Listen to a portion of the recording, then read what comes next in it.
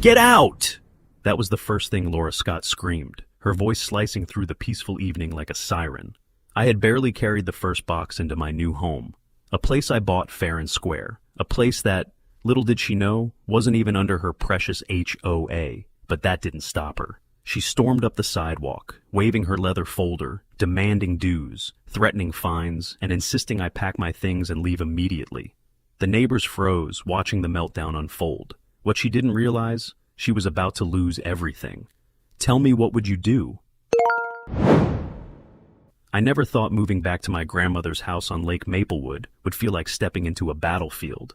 My name's Jake Rogers. I'm 42 years old, and after years of grinding in IT consulting, I finally had the savings and the inheritance to put down roots. My grandmother Rose left me her old cedar-sided cottage on the edge of the lake. It was charming in a rustic way, with a small dock stretching out into the water and a wraparound porch that creaked when you walked across it. To me, it wasn't just a house. It was the place where I had spent my childhood summers catching frogs, fishing for bass, and listening to Grandma tell stories about how the lake remembers everything. At the time, I thought she was being poetic. I had no idea how right she was. When my wife Tracy and I decided to leave the city, it felt like the right move. She was pregnant with our first child, and we both craved peace. Tracy had been a high school teacher for years, spending her days corralling teenagers, breaking up petty squabbles, and grading essays at our kitchen table until midnight. I figured she deserved quiet mornings by the water more than anyone I knew. She was also dealing with the fatigue and nausea of pregnancy, so when we got the keys to Grandma's cottage, I insisted she focus on resting while I took care of the heavy lifting. She protested, of course. Tracy's not the type to sit still while work needs doing, but she eventually gave in when I told her I wanted her to stay healthy for both her and the baby.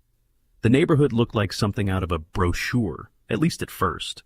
Perfect lawns, neat flower beds, American flags fluttering on porches, and kids riding bikes on wide streets.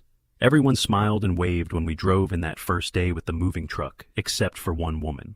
She was standing near the entrance of the cul-de-sac, arms folded, lips pursed in disapproval like she'd just tasted something sour. Her blonde bob didn't move even in the breeze, and the way she held herself screamed, "I'm in charge here."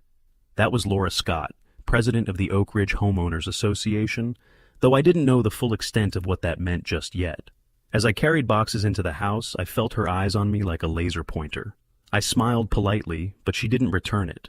Instead, she marched right over, heels clicking against the pavement like tiny hammers. "Excuse me," she said, her voice high-pitched but sharp. "Are you the new owner?" I nodded and introduced myself. Her eyes narrowed at my last name, Rogers. I could almost see the gears turning in her head, like she was filing me under outsider in her mental database. She held out a thick envelope with a triumphant smile. "Welcome to the neighborhood. Here's your initiation paperwork. Annual dues are $270,000. Payable within 30 days." I nearly dropped the box I was holding. $270,000? I actually laughed, because it was so absurd I thought she was joking. That's not real," I said, raising an eyebrow. "That's more than I paid for my first house." She didn't laugh. Instead, she tapped the envelope against her palm like a judge with a gavel. "This is Oak Ridge," she sniffed. "We don't tolerate rule breakers, nonconformists, or undesirables." The way she lingered on the last word made me clench my jaw. I glanced at Tracy, who was watching from the porch, her hand resting protectively on her belly. I didn't want stress anywhere near her right now. I set down the box and tried to keep my tone calm. "Actually, I don't think this property is in the HOA. My grandmother owned this house for 30 years, and she never paid dues." Laura's eyes lit up with something between excitement and rage. She pulled a folded piece of paper from the envelope and waved it in my face. "See? It's all here. This is our community, and you will follow our rules. Don't make me call the authorities." I took the paper from her, scanning it quickly. It did look official, with seals and signatures, but something about it felt off. The address said Maplewood Avenue. My place was on Maplewood Drive. 6 inches over the property line made all the difference. Before I could point it out, a sound broke my focus, Tracy's muffled gasp. I turned to see her gripping the porch railing, her face pale, her other hand clutching her belly. She doubled over, wincing, her body tense with pain. "Jake," she called out, her voice tight. My heart dropped straight into my stomach. I rushed over, dropping the box on the porch with a crash of ceramic shattering. Are you okay? I asked, reaching for her. She shook her head, sweat beading on her forehead. It hurts. The baby, she whispered, and before I could call for help, she collapsed into my arms, unconscious. I froze for a fraction of a second, my wife's limp body against me, and I heard Laura's voice cut through the moment, like a blade. "Oh my God! She's faking it! I told you people don't belong here!" she screeched into her phone, already dialing someone. I didn't know if it was a friend, her nephew Derek, or worse, the cops. My world tilted. Tracy's face was pale, her breath shallow, and I realized I had to get her to the hospital immediately. I scooped her up and sprinted toward the car, Laura still shouting behind me, "You'll regret this, Jake Rogers!" Her voice echoed across the lake as I sped toward the ER, my hands gripping the wheel so hard my knuckles turned white. And in that moment, I didn't realize this was just the opening salvo in a war that would turn our quiet lakeside community into the stage for the sweetest downfall I would ever witness. I barely remember the drive to the hospital that day, only that my hands shook on the wheel and my eyes kept darting to Tracy in the passenger seat. She was pale, biting her lip, clutching her belly, whispering through the pain that she'd be fine, though I could see in her eyes that she was terrified. The irony was bitter. I'd moved us out here to get away from stress, away from the noise of the city, and here we were, on our very first day, rushing to the ER because our neighbor couldn't mind her own business. I kept thinking, if something happens to my wife or my baby because of this woman, I'll never forgive her. Hours later, after doctors ran tests and assured me the baby was safe but that Tracy needed strict bed rest, I finally exhaled.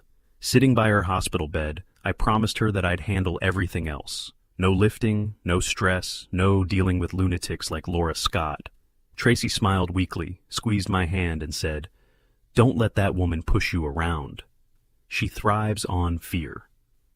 Her voice had a quiet authority in it, the kind that came from years of being a colonel's daughter, from growing up learning not to be intimidated. I kissed her forehead and nodded. Inside, though, I was seething. Laura had crossed a line she couldn't uncross. By the time I got back to the house, the moving truck was gone, but so was the peace. My neighbor Mike Clark was standing in my driveway, holding his phone like it was a weapon. Mike was the kind of guy who always seemed to be in the right place at the right time, and right now, that meant he'd caught Laura screaming into her phone while I struggled to get Tracy to the car. He didn't have to say a word, he just showed me the video. Laura's shrill voice filled the air again. "She's faking it! She's trespassing! Get someone here now before she causes trouble!" Watching it from a third-person perspective made my blood boil even hotter. This wasn't just petty HOA drama anymore. This was slander, harassment, maybe even endangerment. Mike patted my shoulder and said, "I've lived here 5 years, man. She does this to everyone. My parents? She tried to fine them for hanging red lanterns on the Lunar New Year, said it clashed with the neighborhood's aesthetic." His smile was tight, but there was fire in his eyes. People are scared of her, but I'm telling you now, we're not all on her side. It was the first time I realized Laura's so-called empire might not be as unshakable as she wanted us to believe. If Mike hated her this much, who else did? I thanked him, told him I'd keep in touch, and went back inside to unpack what little I had carried in before the chaos. The next morning, I was outside arranging the last of our boxes when Laura reappeared, this time flanked by her nephew Derek. He was tall, built like a linebacker, but something about his posture struck me. He kept glancing down, not meeting my eyes, like he wasn't fully committed to the performance. Laura, on the other hand, was in full dictator mode. "I see you tried sneaking out last night," she said with a smirk, "but we'll be watching. You think you're clever, moving into a house that skirts the rules? The HOA doesn't tolerate loopholes." I wanted to laugh out loud at the word loopholes, because she had just admitted she knew my house might not actually be under her jurisdiction. Instead, I said evenly, "Laura, I appreciate your enthusiasm, but this house is mine, and I'm not signing anything." Her face twitched, and Derek shifted uncomfortably beside her, eyes darting between us like he wanted to speak but didn't dare. That interaction stayed with me all day. Laura wanted control.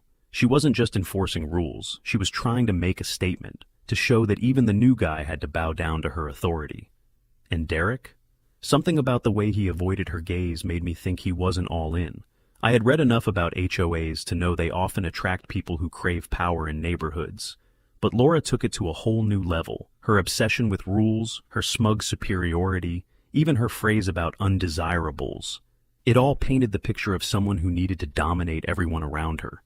The more I thought about it, the more I realized this wasn't about money. It was about control.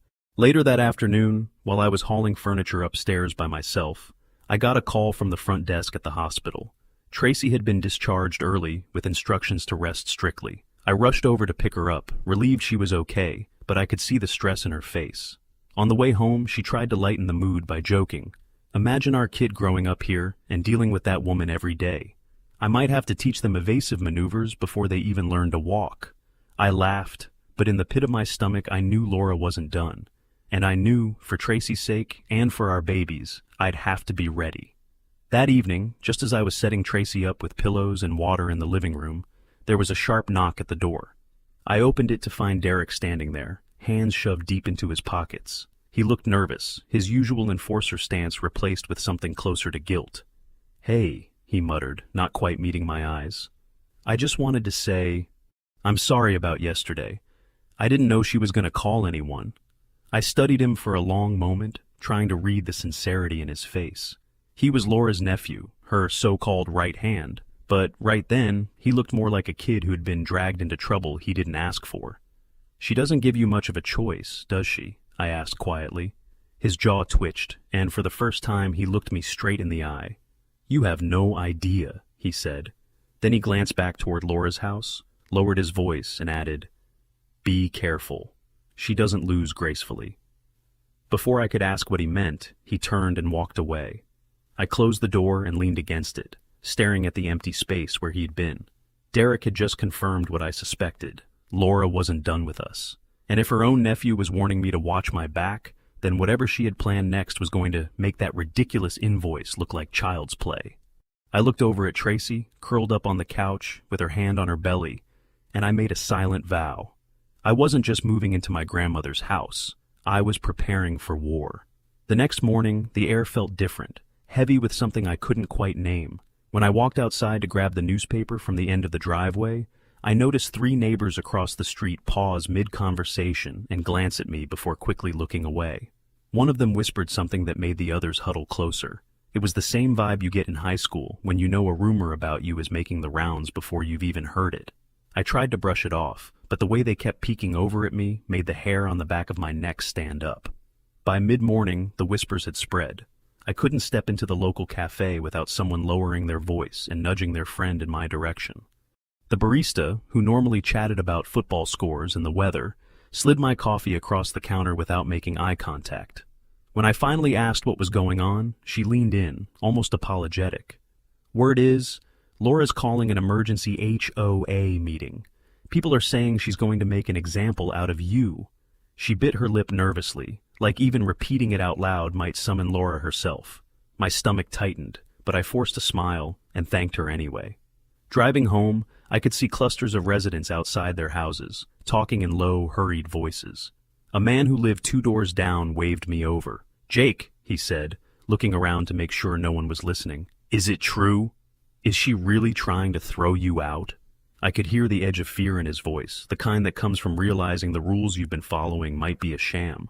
"That's what she's saying," I admitted, "but my grandmother left me the paperwork. I've kept it safe." "I know where I stand," he nodded, but his face stayed clouded. "If she can come for you, she can come for any of us." His wife tugged on his arm, whispering, "Don't say too much out here." By afternoon, the rumors had hardened into a story. According to some, Laura had discovered a loophole in the property records that gave her the right to claim my house. According to others, she had a legal team from the city lined up to kick me out. A few whispered that she was planning something even bigger, that she was connected to powerful people, the kind who never lost. I wanted to laugh it off, call it neighborhood hysteria, but after everything I had seen after those fake officers, after the endless fines, after her unshakable arrogance, it didn't seem so far-fetched. When I told Tracy, she pressed her hand against her stomach and frowned. "So, she's going to drag you in front of everyone tomorrow?" she asked. I nodded. "She wants blood. Mine, preferably. She needs to reassert control." Tracy leaned against the kitchen counter, her eyes sharp despite the exhaustion weighing her down. "Then you need to be ready.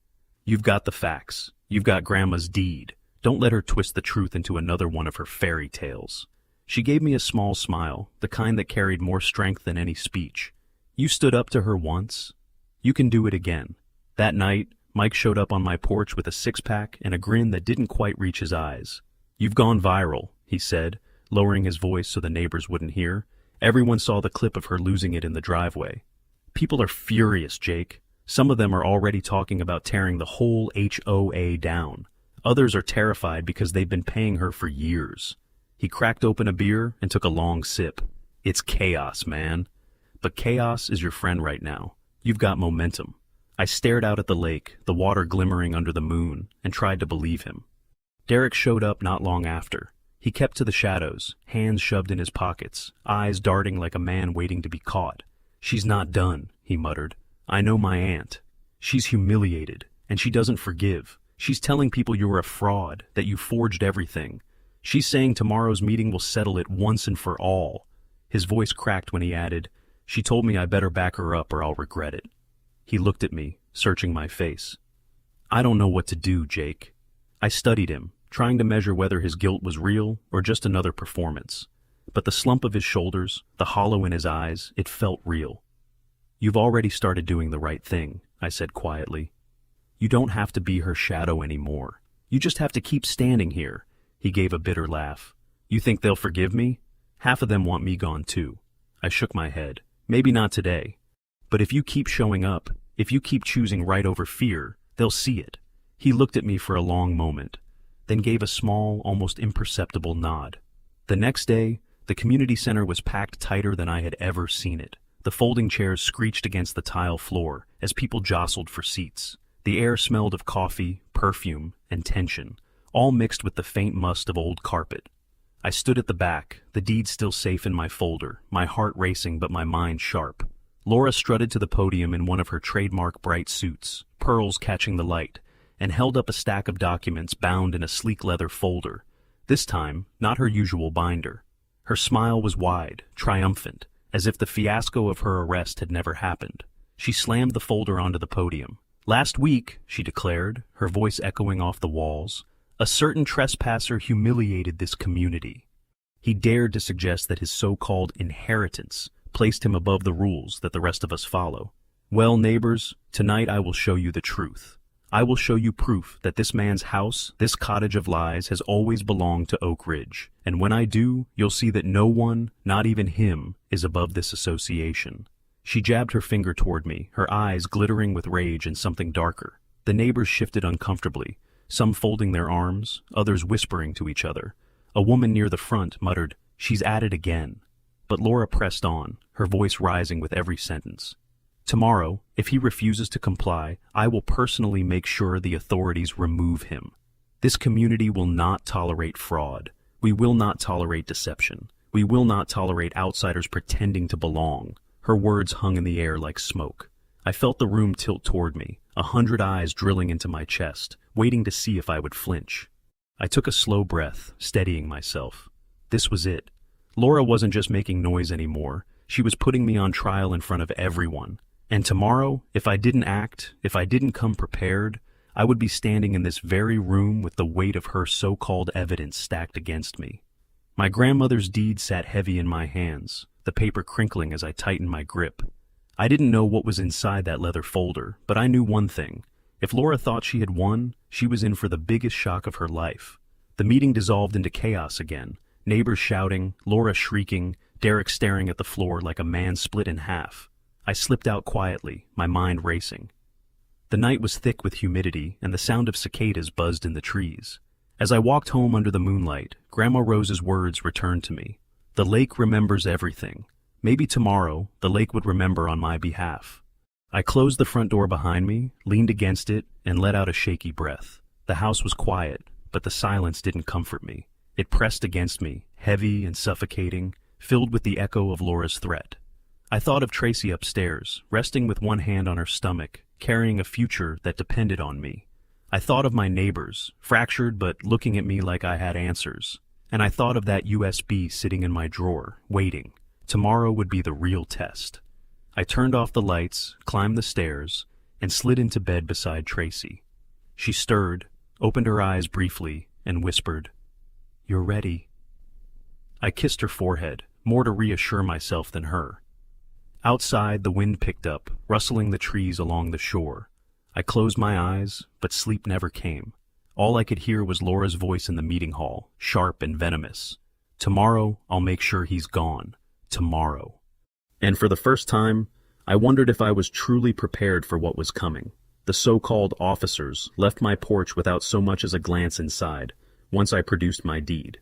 I watched them retreat down the driveway, their shoulders stiff, clearly realizing they had been summoned for nothing. Laura, of course, spun it to the crowd gathering on the sidewalk. "See?" she shouted, her voice carrying across the neatly trimmed hedges. "He's tricky. He thinks he's smarter than the rest of us. But I have the documents." She raised the folder above her head like it was some holy relic. A few neighbors clapped nervously, not daring to do otherwise. I could see Mike on his lawn, phone in hand again, recording quietly with a sly smile. Derek stood behind his aunt, hands jammed in his pockets, looking more like a reluctant bodyguard than a proud enforcer. His eyes flickered toward me, and for a split second, I thought I saw doubt. That doubt was a crack, and I was determined to wedge it wide open. Over the next week, Laura escalated. She was relentless. Every morning, another pastel-colored notice appeared on my door, each one taped a little higher than the last, as if elevation made them more official. First, she fined me $100 for not trimming a hedge, then another $200 for parking my truck at the wrong angle. By Thursday, she slapped me with a $500 non-compliance penalty for leaving moving boxes by the curb. I almost admired her creativity, almost. Tracy, still under strict doctor's orders to rest, tried to stay calm, but every time she saw Laura's smug face through the window, her hands clenched on her blanket. "She's obsessed with us," Tracy muttered. "It's not about the neighborhood. It's about power." I nodded. We both knew the truth, but the question was how to prove it. One afternoon, I was sorting through Grandma Rose's old file cabinets when I stumbled upon a set of neatly labeled folders. Property deeds, Maplewood Drive. Inside was the original deed, complete with county stamps and signatures. I flipped page after page, the yellowed paper crackling under my fingers, until I found the survey map. My house's property line ended precisely 6 inches before the border of the HOA jurisdiction. 6 inches. That tiny strip of land was the only reason Laura had no legal authority over this house. I sat back in the chair, the irony hitting me full force. My grandmother must have known exactly what she was doing when she bought this place. Rose never did anything by accident. I wanted to run outside right then and wave the map in Laura's face.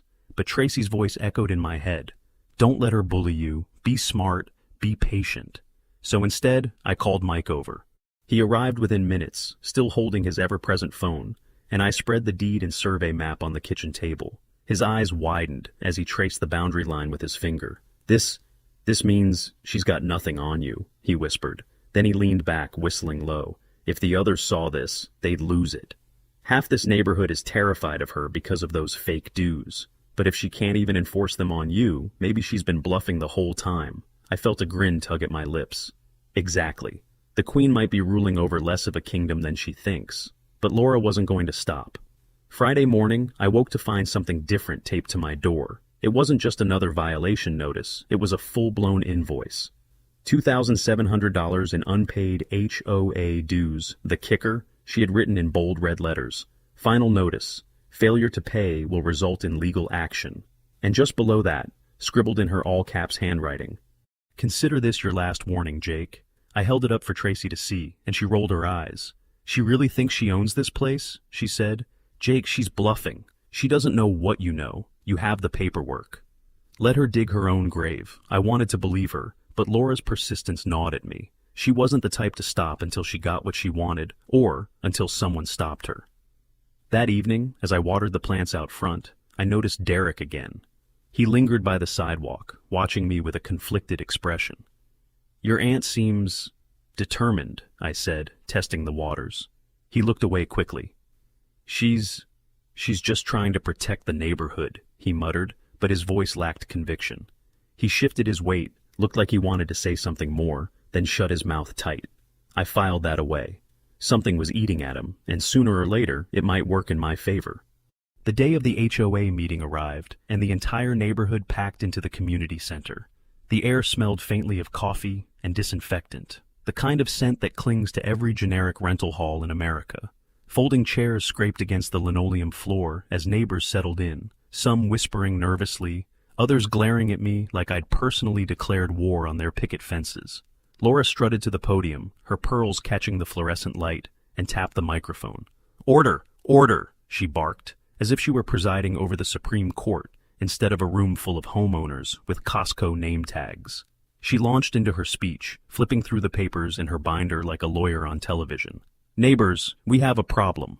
A man has moved into our community who refuses to comply with the rules we all agreed to uphold. He thinks he's above us. He thinks he doesn't have to pay his fair share. Well, I have here," she held up the same folder I'd already examined, her eyes glittering with triumph, "the official documentation that proves his property is under the authority of the Oak Ridge Homeowners Association." She slapped the page down on the podium with a dramatic thud. A murmur rippled through the crowd. I raised my hand calmly. "May I?" I asked, walking forward.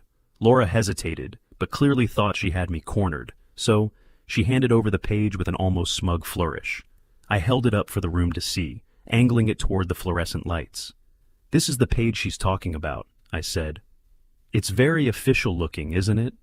But I'd like to point out something." I tapped the line with my finger. "Do you all see this?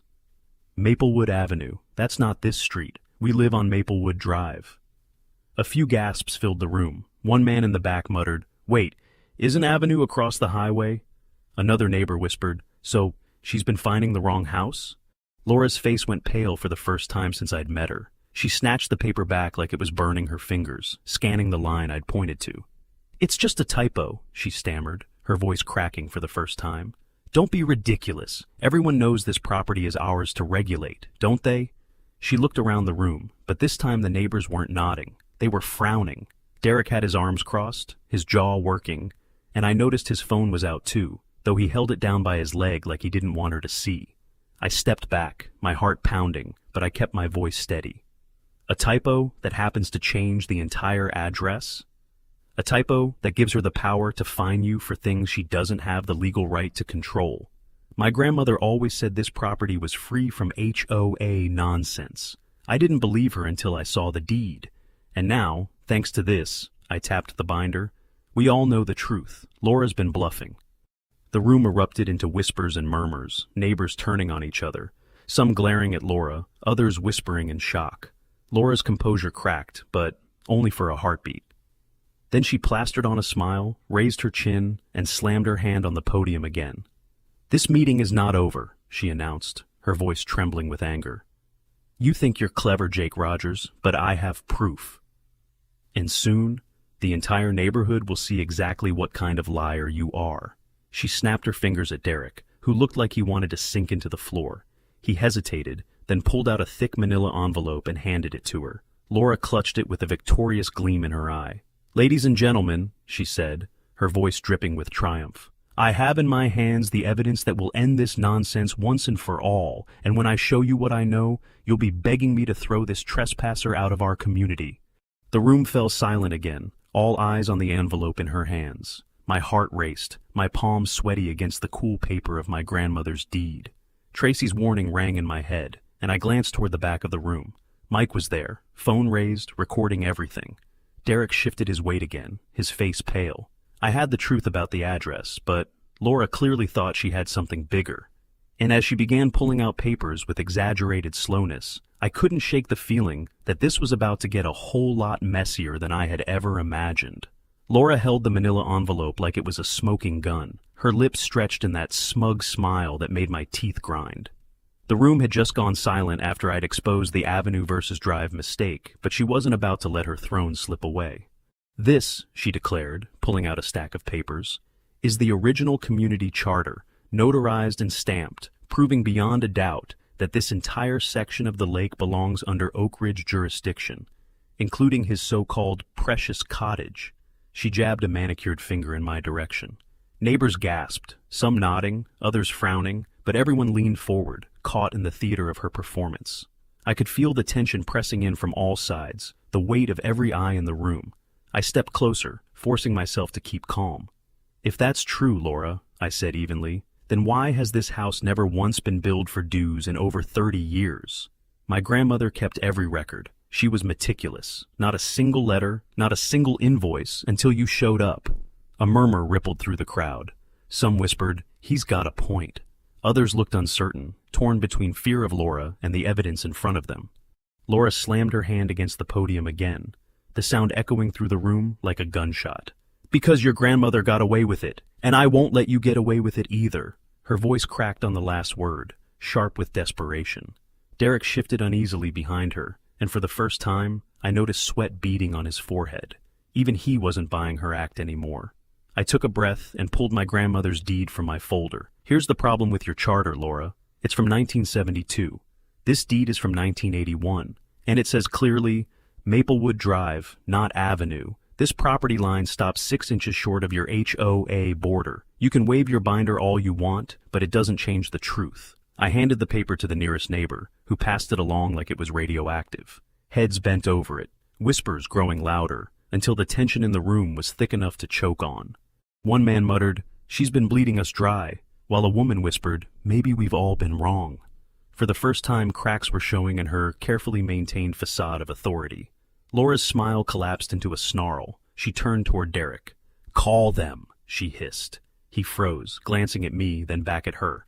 "Now," she barked, and reluctantly he pulled out his phone. I couldn't hear the words, but I knew exactly who he was calling, not the fake rent-a-cops she had dragged in before. This time, she wanted the real police. The crowd rustled uneasily, some neighbors shaking their heads, others watching with morbid fascination. Tracy's warning replayed in my head like a broken record. She doesn't lose gracefully. And now, she was about to weaponize law enforcement for her last stand.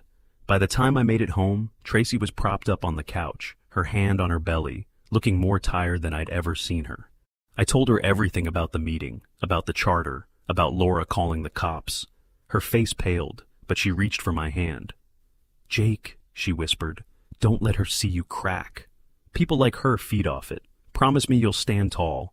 I nodded, squeezing her hand. Inside, though, I was boiling. Laura had crossed so many lines already, but this was her trying to use real law enforcement as her personal hit squad, and the thought of Tracy being dragged through more stress while carrying our child made my blood run hot. The knock came just after sunset, heavy, deliberate, the kind of knock that makes your stomach drop. I opened the door to find 2 uniformed officers standing there, real badges gleaming under the porch light.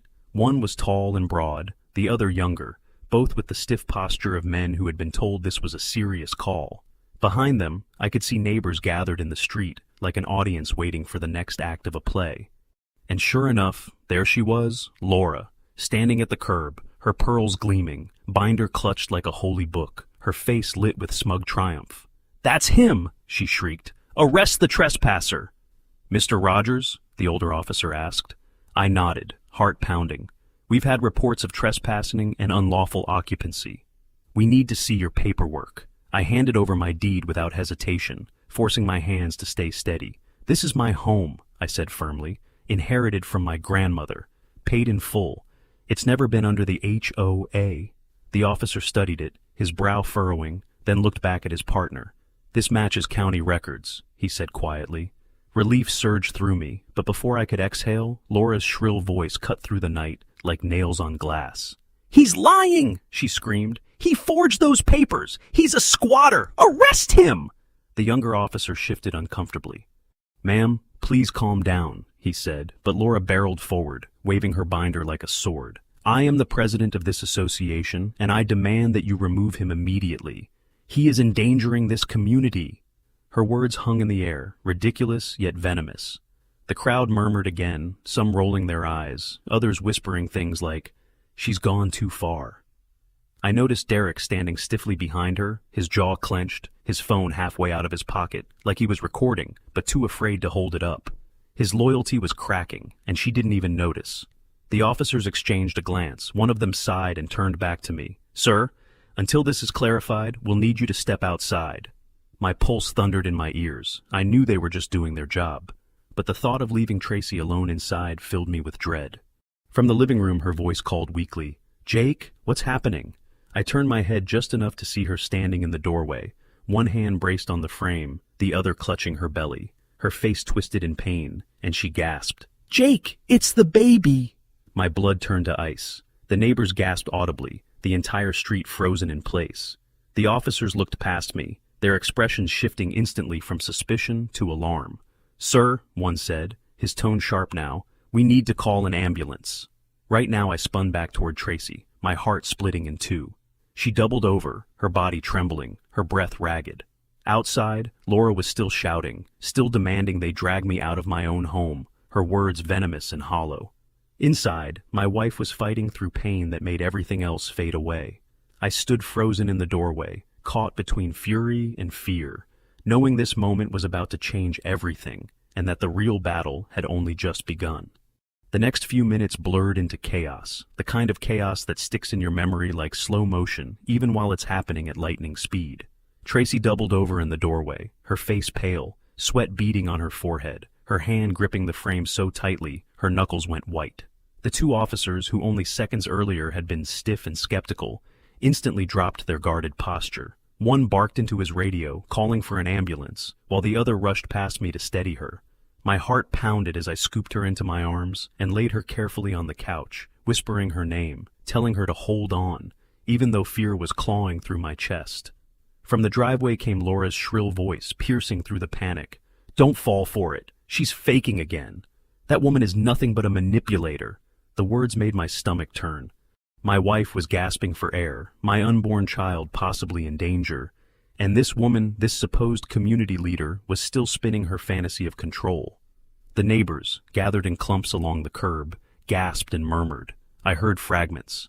"She's gone too far this time," and "That poor woman's pregnant, can't she see?" Yet Laura paced with her phone pressed to her ear, barking accusations to anyone who would listen. Within minutes, red and white lights splashed across the neighborhood. Paramedics rushed inside with practiced efficiency, their equipment bags thumping against the floorboards. They moved around Tracy in a blur, checking her vitals, asking me rapid-fire questions. How far along? Any complications before? When did the pain start? I clutched her hand, trying to answer, trying to keep my voice steady, whispering that everything would be okay. Outside, I could hear Laura yelling over the sirens. "You see? She'll fake anything to avoid paying dues." The words were so grotesque that one of the paramedics muttered under his breath, "What the hell is wrong with that woman?" The officer stayed focused on Tracy, but I caught one glance toward the door. His eyes hardened as he heard Laura's voice, and I knew then, even they had stopped taking her seriously. The paramedics lifted Tracy onto a gurney, strapping her in as gently as possible. I bent down, kissed her forehead, and promised I'd be right behind her. She squeezed my hand weakly before they wheeled her out, her eyes locking on mine with a trust that tore me apart. As the ambulance doors slammed shut and the sirens wailed away into the night, one officer lingered behind. He handed me back my deed. "Sir, we're not seeing any evidence of trespassing here. Your paperwork checks out, but—" He glanced toward the street where Laura was still shouting. "We're going to file a report. This situation has clearly escalated beyond a neighborly dispute." His partner leaned closer, his voice low. "Off the record? Don't let her push you around. She's already crossed a line tonight." Their words gave me no comfort, but at least they weren't fooled. I followed the ambulance to the hospital, sitting beside Tracy as machines beeped softly in the room. Hours felt like days. Doctors assured me she and the baby were stable, but warned she needed strict monitoring and as little stress as possible. As she drifted into an exhausted sleep, I sat in the chair by her bed, my fists clenched, fury simmering. I'd brought us here for peace, and instead, Laura had nearly broken us. That was when I made the promise to myself. This wasn't just about standing tall anymore. It was about ending her reign. By the time I returned home, dawn was just breaking, casting a pale gray across the neighborhood. The house felt emptier than ever, shadows stretching long across the floorboards. On the porch, taped crookedly to the doorframe, was another envelope. I tore it open and almost laughed at the absurdity. A new fine $5,000 this time, written in Laura's unmistakable handwriting. Beneath the typed text, she had scrawled in thick red marker, "Last chance." My laugh caught in my throat. It wasn't just pettiness, it was viciousness, cruelty sharpened into ink. Mike appeared not long after, phone in hand as always. He looked me over, shook his head, and said quietly, "She doesn't even care that your wife was taken away in an ambulance." I caught everything she screamed while Tracy was being loaded in. When the neighbors see this, they're going to start questioning her leadership. He pulled a small flash drive from his pocket and pressed it into my palm. "For safekeeping," he added with a wry grin, "in case she tries to rewrite history again." I tucked it into my jacket like it was gold, because to me, it was. The following day, I couldn't keep my anger bottled up. I confronted Laura directly. She was in her yard pruning roses, each sharp snip of her shears deliberate, like she was imagining cutting throats instead of stems. "Why are you doing this?" I demanded, standing just outside her picket fence. "You've seen the deed. You know I don't owe you a dime. Why keep pushing?" She didn't even look up, her voice flat as stone. "Because order matters. People like you think you can waltz in and do whatever you want. Well, not in Oak Ridge. I built this community, and I'll burn it down before I let someone like you take it from me." Her words carried no remorse, only obsession.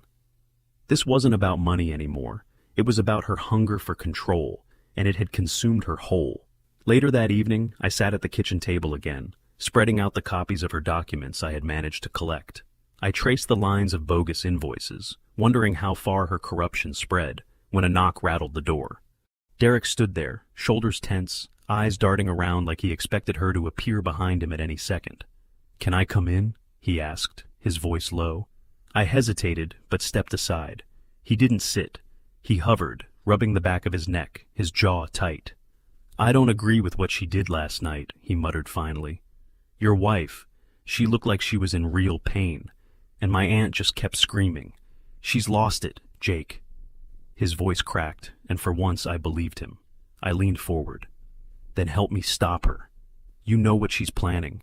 He bit his lip, torn, eyes shifting toward the door, as though he could feel Laura's shadow stretching over him, even now. For a long moment, he stood there, silent, fighting with himself. Then, with a quick motion, he reached into his jacket and pulled out a small USB drive. He pressed it into my hand, his eyes burning with intensity. "I shouldn't be giving you this," he whispered, "but you need to see it before she destroys you. She's been hiding things, funneling money through accounts nobody knows about. This drive, it's got everything." My pulse jumped. "Why are you giving this to me?" He swallowed, looked at the floor, then toward the door again. "Because I can't watch her do this anymore. Just be careful. She'll know it came from me." And with that, he slipped out into the night, leaving me alone with a tiny piece of plastic that might be the key to tearing down Laura Scott's empire. I turned the drive over in my hand, the weight of it far heavier than it looked. Somewhere on this device was proof, not just that Laura had overstepped with me, but that she had been scamming the entire neighborhood. The thought made my stomach churn, but also set my veins on fire with determination. Tracy's words echoed in my mind. "Don't let her bully you. Make sure everyone else sees it." The time was coming. Laura had declared war, but Derek had just handed me the ammunition. The USB Derek slipped into my hand felt heavier than a brick. And when I finally plugged it into my laptop that night, I understood why. Folders upon folders of spreadsheets, PDFs, and scanned receipts filled the screen. The deeper I dug, the darker it got. Maplewood Holdings, LLC, read one file header. Inside were bank transfers, thousands of dollars at a time, siphoned from HOA dues into personal accounts, with Laura's signature scrawled across every authorization. Another folder showed consulting fees paid to non-existent companies, invoices that were nothing but blank templates with inflated numbers. She had been bleeding the neighborhood dry for years, disguising theft as community expenses. I leaned back, heart pounding. It wasn't just me she had targeted, it was everyone. Every neighbor who'd written a check, thinking they were paying for landscaping or sidewalk repairs, had unknowingly funded Laura's personal empire. The neon jogging suits, the pearl necklaces, the catered HOA luncheons. Suddenly, it all made sense. My fury deepened, but beneath it was something else. Vindication. She wasn't just a bully, she was a criminal. The next morning, I showed everything to Mike. He scrolled through the files with widening eyes, whistling low. "She's done," he said, shaking his head. "You show this at the right time, she'll implode faster than you can say HOA bylaws." He pocketed his phone, then grinned. "And the best part? I've still got every video. Last night's rant about Tracy faking it? Gold. People are going to eat that up." I felt a flicker of hope. For the first time since moving back here, I felt like the tide was turning. The following week's HOA meeting felt like a stage play, and Laura was the lead actress. She strutted into the community center with Derek trailing behind her, binder clutched like a weapon. This time, though, she had something new, a sleek tablet in her hands. "Tonight," she announced, her voice dripping with triumph, "we broadcast live for the entire community. Everyone will finally see what a fraud Jake Rogers is. Everyone will watch as I expose him." She propped the tablet on the podium, camera angled toward the crowd, the little red light blinking. I could almost laugh at the irony. She thought live streaming her tantrum would cement her power, when in reality it was about to broadcast her downfall to every doorstep in Oak Ridge. Mike was already standing near the back, his phone rolling, capturing a second angle. Derek stood stiff beside her, arms crossed, his face tight with something between dread and disgust. I caught his eye, and this time he didn't look away. Laura launched into her speech, her words sharp and rehearsed. "This man is a liar. He forged his deed. He's refusing to pay his dues like every responsible homeowner here does. He's a danger to our community, and I will not stand by while he tears apart everything I've built." She slammed her binder down, rattling the podium. The crowd murmured, some nodding, others glancing uneasily at me. I stood slowly, holding the USB drive in one hand. "Funny you should mention tearing things apart," I said, my voice carrying, "because that's exactly what you've been doing to this community." With Maplewood Holdings gasps rippled through the room. Laura froze, color draining from her face. "I don't know what you're talking about," she snapped. I plugged the drive into the projector that the community center used for slideshows. The screen behind her lit up with spreadsheets and bank statements, her signature plastered across every line. "These are your transfers," I said calmly. "Dues funneled into a company that doesn't exist. Money that was supposed to fix sidewalks and repaint playgrounds. Instead, it bought you pearls and vacations." The room erupted. People shouted, stood up, and pointed fingers. Someone in the back yelled, "I paid $10,000 for landscaping last year. Where did it go?" Another cried, "You said the pool repairs cost $25,000. Laura's composure cracked like glass. "Lies!" she screamed, her voice shrill. "You're all ungrateful. I built this place. I kept you safe. I deserve every cent for what I've done." Her words poured out, raw and unfiltered, every syllable beaming live to every tablet and laptop in the neighborhood. I glanced at Mike, who gave me a thumbs up. The live stream was still rolling, red light glowing. Laura realized too late. She grabbed the tablet, fumbling, shouting into the camera. "You think you can take this from me? You think you can throw me out of the house I created? I'll destroy every last one of you before I give up my power." Her voice cracked, her face flushed, sweat shining under the fluorescent lights. Neighbors gasped, some backing away, others pulling out their own phones to record. Derek stepped forward, his voice cutting through the chaos. "Enough, Aunt Laura," he said, loud enough for the microphone to catch. "You've been lying to everyone. I've seen the accounts. I've seen what you've done. This isn't leadership. It's theft." The room went dead silent. Laura spun on him, eyes blazing. "How dare you?" she hissed. "You betray your own family?" Derek's jaw clenched, but he didn't back down. "You betrayed this community. You betrayed me. I won't cover for you anymore." His words hit like a hammer, and the crowd roared. Laura shrieked, lunging for the tablet, but Mike intercepted, holding it high. "Too late," he said with a grin. "Everyone's already seen it." She froze, realization dawning in her eyes, her breath ragged. For the first time, the Queen of Oak Ridge looked small, vulnerable, beaten. And then, just as the shouting reached a fever pitch, the doors burst open. Real officers this time, county sheriffs in dark uniforms, strode into the room. The chatter died instantly, the air electric. "Laura Scott," one of them barked, his voice commanding. "Step away from the podium. We have a warrant for your arrest." The room erupted again, this time with gasps and whispers of disbelief. Laura's mouth fell open, her hand still hovering near the tablet, frozen in place. My pulse thundered, adrenaline surging, as the officer stepped forward. This was it, the moment everything changed. But as I looked at her pale face and the neighbors' stunned expressions, one thought burned through my mind. This wasn't the end yet. This was just the beginning of the reckoning. The sheriffs moved fast, their boots thudding against the tile floor as they closed in on Laura. The lead officer snapped open a folded sheet of paper, his voice steady and loud. "Laura Scott, you are under arrest for embezzlement, fraud, and misuse of Homeowners Association funds. You have the right to remain silent."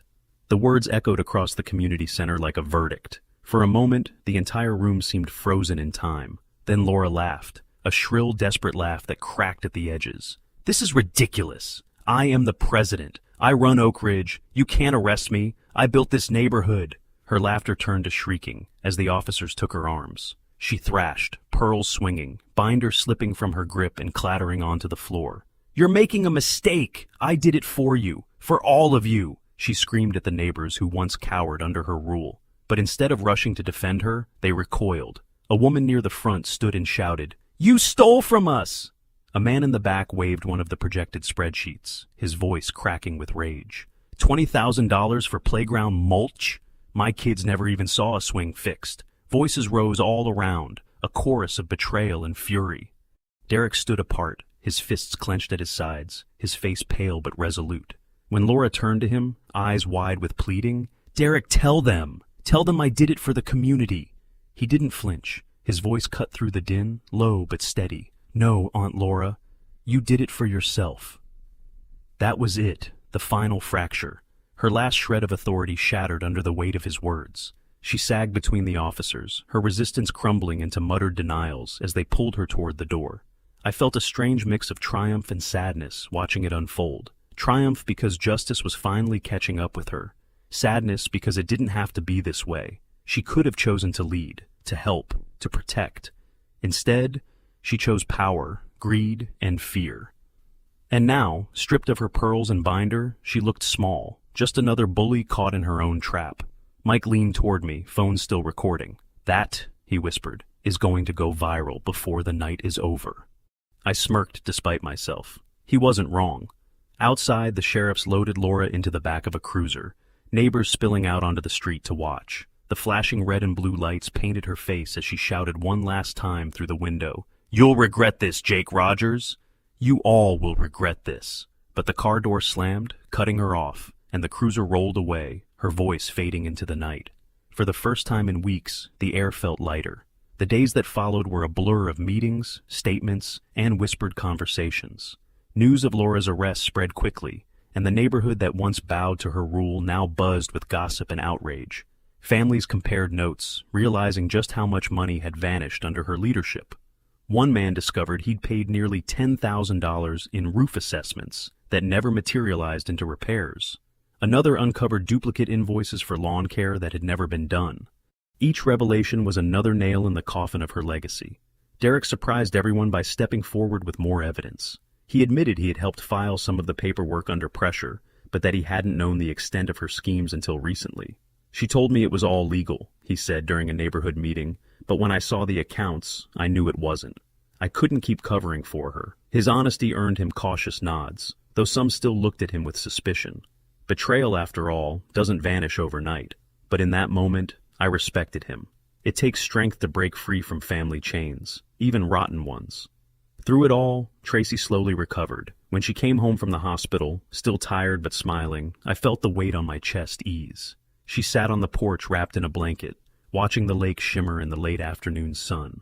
"Looks like the queen lost her crown," she said softly, her humor intact. I sat beside her, taking her hand. "And she's not getting it back. For the first time since we'd moved in, I believed we could finally have the peace we wanted." Mike dropped by with sodas one evening, grinning ear to ear. "The footage is everywhere," he said. "Laura screaming about deserving the money. Derek calling her a thief. People can't stop talking about it. She's toast." I thanked him, knowing full well his recordings had been the tipping point. Without his persistence, it might have been my word against hers. Instead, the whole neighborhood saw the truth with their own eyes. Yet even as the dust settled, something gnawed at me. That night, I sat at my desk, flipping again through the files on Derek's USB. One name kept appearing, tucked into footnotes and memo lines, Maplewood Holdings. But it wasn't just Laura's name attached. There were other signatures I didn't recognize, references to outside accounts. One document mentioned regional expansion. And another listed consultants with ties far beyond Oak Ridge. The realization hit me like a cold wave. Laura might have been the queen here, but she wasn't acting alone. I closed the laptop, staring out at the dark lake, the water rippling under the moonlight. For now, justice had been served. Laura Scott was behind bars, her reign ended, her neighbors freed from her grip. But the shadows in those documents whispered of something bigger, something still lurking just beyond the edge of our quiet community. I thought of Grandma Rose's words, spoken long ago on this same porch. The lake remembers everything. Maybe she was right. Maybe this story wasn't finished. And as Tracy leaned her head on my shoulder, our baby safe, our home finally ours, I promised myself one thing. If Maplewood Holdings came knocking, if anyone else thought they could bully or steal or lie their way into power here, I'd be ready. Because I wasn't just some homeowner anymore. I was the man who stood up to the Queen of Oak Ridge and won. The week after Laura's arrest felt like waking up after a tornado. The houses were still standing, the lawns still trimmed, the mailboxes still upright, but nothing felt stable. People walked the streets in small clusters, their voices low, whispering about stolen money and wondering what would happen next. Without Laura barking orders, the HOA board collapsed like a deck of cards. Half of them resigned outright, embarrassed they had signed off on budgets they had never read. The other half bickered loudly about who was to blame, each one scrambling to distance themselves from the queen who had just been dethroned. I tried to keep my head down, but it didn't work. Every time I walked to the mailbox, someone stopped me. "Jake, did you know about the $10,000 we paid for sidewalk repairs? Jake, what's going to happen to our dues now? Jake, do you think we can sue?" I wanted to tell them I wasn't their savior, just a man who refused to bow to Laura, but the anger and weariness in their eyes cut deep. They needed someone to remind them they weren't helpless. Somehow, without asking for it, I had become that person. Tracy noticed it before I did. One afternoon, after yet another neighbor stopped by, she leaned against the porch railing, her belly rounding, her smile soft but knowing. "They see you as the one who stood up to her," she said. "You didn't just protect our home, you showed them they could resist too."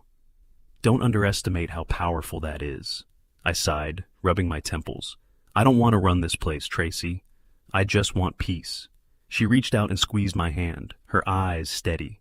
Sometimes peace doesn't come by hiding from the fight. Sometimes you have to lead it. The tension in the neighborhood boiled over during an emergency meeting. The board sat at a folding table, papers scattered, faces pale. Neighbors filled the seats, shouting over one another. "She stole my money! We should press charges! Just shut it down! Dissolve the whole thing!" The air buzzed with anger, but also fear. Without the HOA, who would handle maintenance? Who would pay for repairs? The illusion Laura had spun for years left people convinced they couldn't live without her, even as they discovered she had bled them dry. Derek showed up too. He rolled up his sleeves and quietly started helping, hauling boxes of Laura's old files to the shredder, organizing receipts, and even mopping the floor after coffee spilled during the shouting match. Some neighbors glared, muttering "traitor" under their breath. One woman spat near his shoes. Derek didn't snap back. He just kept working, jaw clenched, trying to show through sweat what words couldn't fix. When I passed him a stack of papers, he muttered, "I don't expect forgiveness, but maybe I can earn a little trust." I nodded. "Keep showing up." "That'll say more than anything you could say," Mike, of course, was everywhere with his phone. His videos of Laura's meltdown had spread like wildfire. "I can't walk down the street without someone asking for an interview," he bragged one night as we sat on my porch. "People love a downfall. And this one, man, it's the juiciest HOA drama they've ever seen." He grinned, but I didn't return it. "She may be gone," I said, "but her mess isn't." His smile faded. "You think she left a bigger mess?" I didn't answer because deep down, I already knew. That night, after Tracy went to bed, I pulled out the USB Derek had given me. My laptop screen glowed in the dark kitchen as I scrolled through folders I hadn't touched yet. My pulse quickened with every click. A folder labeled Regional Expansion caught my eye. Inside were contracts with names I didn't recognize. Developers tied to properties 2 towns over, consultants registered in the next county. There were bank transfers in the hundreds of thousands, earmarked for community integration projects. The language was vague, but the intent was clear. Maplewood Holdings wasn't just Laura's vanity shell, it was part of something wider, something that reached beyond Oak Ridge. I printed a handful of documents and spread them across the table. My eyes traced the signatures, the corporate stamps, the memo lines filled with jargon designed to hide corruption. One name kept surfacing in different files, a developer who had been buying up land in 3 counties. Another belonged to a strategic growth officer, the kind of title that screams money laundering. My stomach dropped. Laura might have been a tyrant here, but she wasn't acting alone. She was a cog in a much bigger machine. The next morning, I told Tracy. She listened quietly, her hand resting on her belly, her eyes sharper than I'd ever seen. "So you're saying this wasn't just about her pearls and her jogging suits," she said slowly. "It was bigger." I nodded. "Much bigger. And if the others connected to this get nervous, they might try to cover their tracks." She frowned, then leaned forward. "Then you'd better decide now. Are you going to sit back, or are you going to be ready?" Her words lingered long after she left the room, burrowing into me like nails. All day the neighborhood argued. Some shouted about dissolving the HOA entirely, tired of being cheated. Others demanded new elections, clinging to the idea that rules and structure could still protect them. Mike cracked jokes about community anarchy, while Derek silently kept working, sorting through files nobody else wanted to touch. And me? I kept thinking about those contracts, about the names and accounts that stretched far beyond Oak Ridge. I had beaten Laura, yes. But Maplewood Holdings was still out there, and if they thought this quiet lakeside neighborhood was just the beginning, then we hadn't seen the last of them. That night, I stood alone on the dock, the lake calm under the moonlight. The water rippled softly, reflecting the stars, the same way it had when Grandma Rose whispered to me as a boy, "The lake remembers everything." I closed my eyes and whispered back, "You were right, Grandma. The lake remembers everything." And now, so do I. The neighborhood looked different after Laura's fall, even though the houses hadn't changed. The hedges were still neatly clipped, the sidewalks still swept clean, the lake still shimmered in the morning light. But the aura of control that once hung over Oak Ridge was gone. Without Laura pacing the streets like a prison warden, people seemed both relieved and unsettled. At the next informal gathering on the cul-de-sac, voices rose in a storm of questions. Do we still have to pay dues? What happens to the money already collected? Are we just on our own now? The confusion swirled like smoke, and then, as if rehearsed, every head turned toward me. For the first time, I felt the full weight of the leadership I had never asked for pressing on my shoulders. I cleared my throat, trying to steady my voice. "Look," I said, keeping it calm.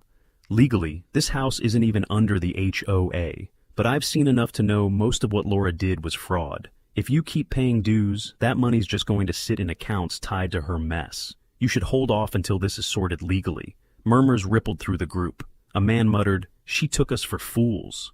A woman added bitterly, "Years of checks gone." Their words stung me even though I wasn't the one who deceived them. It was painful to watch people realize how deep the betrayal went. And part of me felt guilty, just for surviving her wrath, when so many of them had been bled dry for years. Derek stood near the back, silent, his arms folded like a shield. He looked thinner, more ragged than I remembered. When the gathering broke up, he approached me slowly. His face was drawn, his eyes red-rimmed, like he hadn't slept in days. "There's something you should know," he said quietly, low enough that only I could hear. "Laura didn't do all of this alone. A few months ago, she started meeting with people I'd never seen before. Suits, expensive cars. She said they were consultants, but I think they were investors. She kept it from the board, even from me. When I asked, she told me to shut up and sign papers. That's when I knew she was in too deep." His voice shook with equal parts shame and fear. "Whatever Maplewood Holdings is, it's bigger than her." His words landed like a brick in my stomach. I had suspected as much, but hearing it confirmed made my pulse quicken. Laura, for all her arrogance, had never been subtle. If she had outside backers, that meant there were people with deeper pockets and longer shadows still out there. People who would not tolerate exposure. That night, I sat at my desk again, combing through the files Derek had given me. My laptop's pale glow spilled across the kitchen table, illuminating stacks of papers and half-empty coffee mugs. One folder labeled Expansion Phase 2 caught my eye. Inside were contracts tied to a real estate company registered in the next county. The signatures weren't Laura's this time. They belonged to names I didn't recognize. Executives with titles like Regional Development Director and Strategic Growth Officer. The numbers were staggering. Hundreds of thousands of dollars earmarked for community integration projects. Now my gut told me that was just polished jargon for buying influence in HOAs just like ours, one neighborhood at a time. Tracy joined me at the table, a blanket around her shoulders, her face pale but her eyes sharp. I explained what I had found, sliding the papers toward her. She read silently, then set them down with a sigh. "So, Laura wasn't the mastermind," she said slowly. "She was a pawn. They gave her power, she took the bait, and now that she's gone..." She trailed off, her gaze narrowing. They might look for someone else. Her hand drifted protectively to her belly. I swallowed hard. Or they might come after me for blowing it open. The thought made my chest tighten, but saying it aloud made it real. Tracy leaned forward, her voice steady despite the fear in her eyes. Then you need to be smarter than them. Promise me you won't underestimate what you're up against. Mike came by the next afternoon, his usual grin replaced with something more serious. The videos keep spreading, he told me. Local news called this morning. They want an interview. You've got people watching, Jake. This isn't just neighborhood gossip anymore. It's bigger. Whatever this Maplewood Holdings thing is, it's going to come out. He clapped me on the shoulder. And that puts a target on your back. You're not just the guy who stood up to Laura anymore. You're the guy who exposed the scam. For the first time, the lake didn't feel peaceful. It felt watchful, like shadows were moving just beyond the reeds, biding their time. That night, as Tracy slept upstairs, I walked down to the dock and stared at the black water. The moon's reflection trembled across the ripples, broken every time the breeze stirred. Grandma Rose's words whispered again in my mind. The lake remembers everything. Maybe it remembered the truth that was about to surface. Or maybe it remembered secrets people would kill to keep hidden. The next morning, the world felt heavier. I went through the routine coffee, checking the porch, flipping through yesterday's mail, when something caught my eye. Among the usual flyers and junk mail was a plain white envelope, tucked neatly into the mailbox. There was no return address, just my name typed in stark block letters across the front. My pulse spiked. I carried it inside, set it on the table, and stared for a long moment before tearing it open. Inside was a single sheet of paper, no signature, no flourish, just 7 words printed in bold black ink. Maplewood Holdings isn't finished with you. The room seemed to tilt. I read it again, then a third time, my hands trembling despite the cold calm of the message. It wasn't a warning, it was a promise. The words on the paper burned into my mind. Maplewood Holdings isn't finished with you. I sat at the kitchen table staring at them, the black letters stark against the white page. My first instinct was to crumple it and toss it in the trash, pretend it didn't exist. But deep down, I knew better. Someone had slipped this into my mailbox, someone who wanted me to know they were watching. This wasn't paranoia anymore. The fight had spilled beyond Laura's madness, and now it carried the fingerprints of something bigger. Tracy shuffled into the kitchen, her steps slow but steady, her hair tied back loosely. She saw the paper in my hand and froze mid-step. "Jake, what is that?" she asked, her voice sharp with concern. I slid it across the table. She read it once, then again, her lips pressing into a thin line. "So it's true," she whispered. "Laura wasn't the end." She looked up, her eyes suddenly fierce.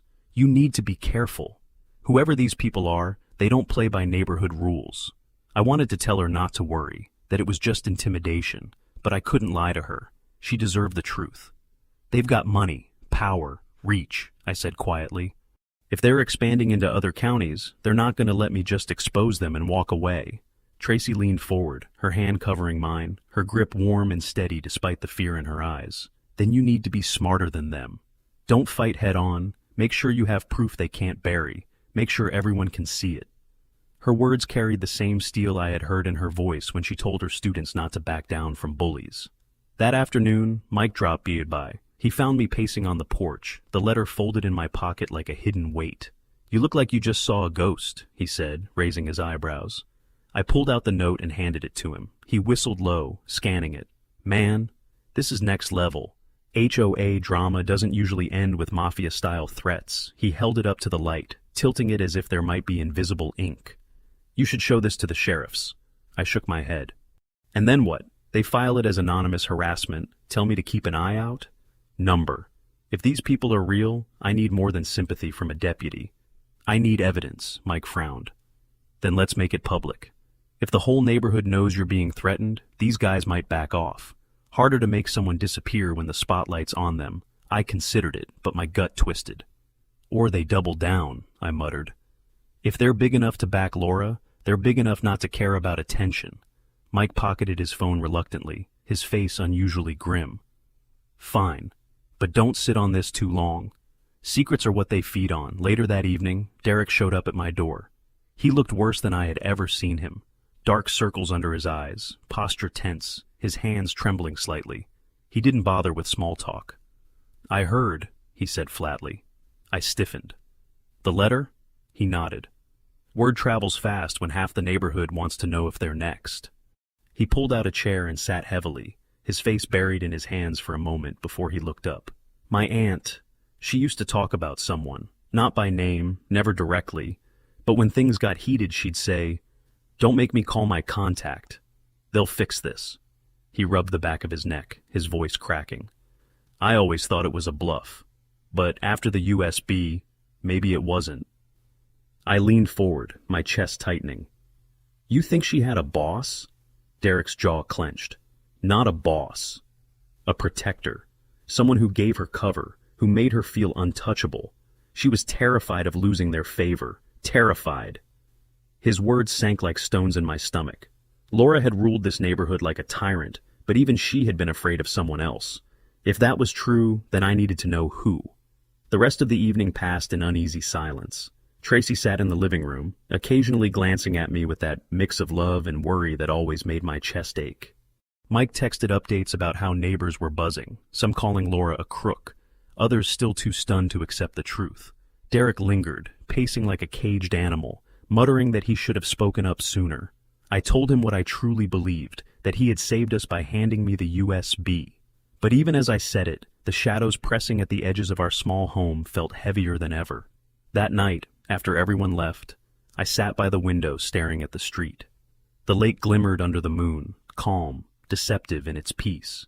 For a while, nothing moved but the trees. Then, faintly, I heard the low rumble of an engine. My chest tightened as headlights crept slowly down the road, then stopped. A dark SUV idled at the curb, its windows tinted, the silhouette of a driver barely visible. My hand clenched around the curtain. For a long moment, the vehicle just sat there, its engine humming like a growl. The lights illuminated my driveway, flooding the porch in harsh white. I could feel sweat bead on the back of my neck. Finally, the SUV rolled forward, slow and deliberate, and stopped directly in front of my house. My heart hammered as I whispered to myself, "So it begins." I had never heard a sound like that engine before. Low, guttural, vibrating the wood of the porch, as if some beast was crouched at the curb, waiting for me to blink. The SUV's headlights sliced through the dark, glaring white beams that painted every corner of my yard in harsh light. It sat there, humming, a predator deciding when to pounce. My pulse thudded so hard in my throat I could barely swallow. For weeks, all the fights had been petty, neighborhood squabbles dressed up as wars. But this was different. This wasn't a homeowner with too much time and too little perspective. This was something bigger, colder, and infinitely more dangerous. Behind me, I heard Tracy's soft footsteps. She appeared in the doorway, wrapped in her blanket, one hand bracing her belly. The porch light made her face look almost translucent, every ounce of exhaustion plain as day. "Jake," she whispered, her voice tight. "What is it?" I didn't want her to see what I was seeing. I didn't want her to know how my gut clenched with fear. "Stay inside," I said firmly, my voice low but steady. "Lock the back door. Don't open it for anyone but me." She hesitated for a heartbeat, then nodded and disappeared back inside, her silhouette swallowed by the warm glow of the living room. I stepped forward, planting my feet on the porch boards, folding my arms across my chest as if my stance alone could protect us. The SUV's tinted window rolled down halfway with a faint hum. Behind the glass, a dark silhouette sat motionless, face hidden, posture relaxed in a way that felt calculated. He didn't speak, didn't move, just stared. The silence between us was heavier than the humid night air. I could almost feel him measuring me, deciding whether I was a threat to be eliminated or just a nuisance to be frightened. The vehicle inched forward a few feet and stopped again, like a shark circling in shallow water. Before I could decide whether to step off the porch or call the police myself, a voice rang out across the street. "Got it all on video!" Mike's unmistakable drawl cut through the tension. I turned my head and saw him standing on his lawn, phone raised, the little LED light glowing like a defiant beacon. "Smile for the neighbors, buddy!" he shouted. A ripple of murmurs spread through the watching crowd as people realized what was happening. Curtains twitched, doors creaked open, and more faces appeared in the dark. The SUV's brake lights flared, then dimmed again, the engine revving as if in irritation. For a tense moment, I thought the driver might step out, but then, without warning, the SUV lurched forward. Tires squealed, gravel spat against the pavement, and the vehicle shot down the street. The neighbors stood frozen, some gasping, some pulling out their own phones too late. Within seconds, the headlights were gone, swallowed by the curve of the road, but the sound of the engine lingered in the night like a warning bell. Mike lowered his phone and walked over, his usual grin gone, replaced by something darker. "That wasn't random," he said flatly. "They wanted you to see them. They wanted all of us to see them." He shoved his phone into his pocket and rubbed the back of his neck. "I've been filming everything, but Jake, this feels different. This isn't some HOA drama. This is something else." I nodded, my jaw tight. "And they wanted me to feel powerless." He shook his head sharply. "You're not powerless. You've got proof. You've got people watching now. That's what scares them." Before I could answer, a knock rattled the door behind me. My stomach twisted as I turned to see Derek standing at the porch steps. He looked even worse than the night before, his eyes red, his shoulders sagging under an invisible weight. "They'll be back," he said quietly. "I know who that was. They're connected to the men my aunt used to meet." His voice cracked. "She used to say, 'Don't make me call my contact. They'll fix this.' I thought she was bluffing. But after those files, maybe she wasn't. Maybe they're real." I studied him, searching his face for lies, but all I saw was shame and fear. "You're saying Laura had a boss?" I asked. Derek shook his head. "Not a boss. A protector. Someone who gave her cover, who made her think she was untouchable. She lived in fear of losing them even more than she feared the cops." He swallowed hard. "If they think you're a threat, they'll come for you. And since I gave you that USB, I'm a threat too." For the first time, I saw not Laura's enforcer, but a man trying to crawl out of her shadow. Tracy returned, still wrapped in her blanket, her hair messy, but her eyes burning with determination. "Then we don't run," she said firmly, her voice steady despite the lingering fatigue from the hospital. "We fight smart." Laura thought she could bully us with fake rules. These people think they can scare us with tinted windows, but they don't understand.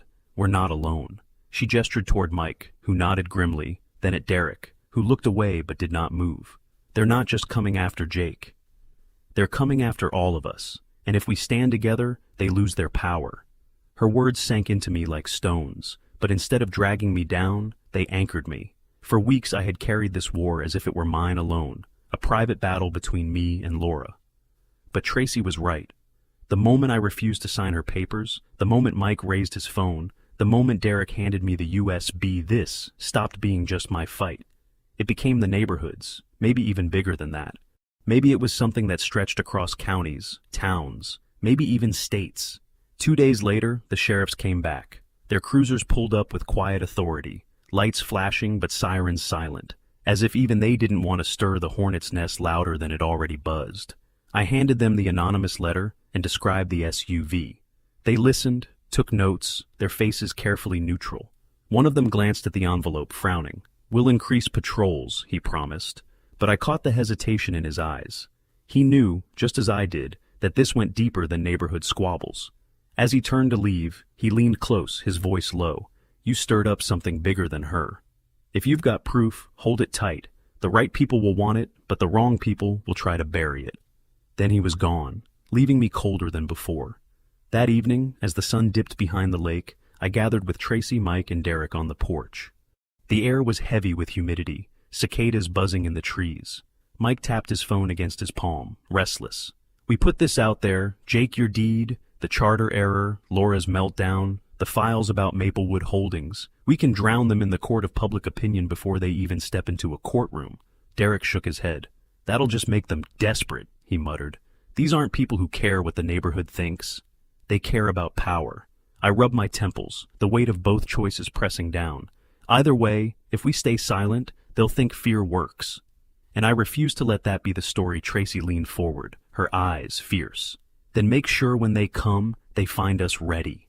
No more hiding, Jake. You've already proven you're not afraid of Laura. Don't start being afraid of whoever's pulling her strings." Her words echoed Grandma Rose's wisdom in a way that sent a chill crawling up my spine. For a long moment, none of us spoke. The only sound was the lake lapping softly at the dock, like a heartbeat in the dark. After they left, I sat alone with the USB drive again. The little rectangle of plastic weighed on me like lead. The documents inside spoke of money moving through shell companies, of neighborhood boards across 3 counties suddenly adopting identical bylaws. The name Maplewood Holdings appeared again and again, tied to people I had never met, people with polished signatures and vague titles. This wasn't about one woman's greed. This was a machine, a system built to feed on neighborhoods like ours, and I had just kicked over one of their pawns. I closed the laptop, stepped outside, and walked down to the dock. The lake stretched out before me, moonlight rippling across its dark surface. I thought of Laura, sitting in a cold cell, probably still screaming that she was the victim. I thought of my neighbors, caught between relief and fear. I thought of Derek, trying to claw his way out from under her shadow.